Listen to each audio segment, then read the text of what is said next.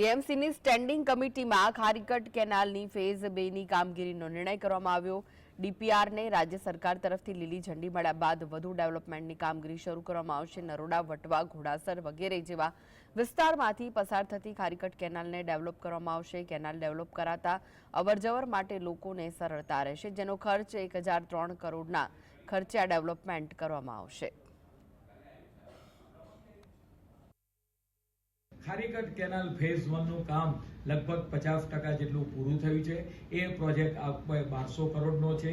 તદુપરાંત વાત કરીએ કે ચંદ્રભાગાનું જે નારું છે, આ જે નારું છે તેને પણ ડેવલપ કરવાનું કામ 146 કરોડના ખર્ચે આ કામ મંજૂર કરવામાં આવ્યું છે, જે પશ્ચિમ ઝોનની અંદર આવે છે।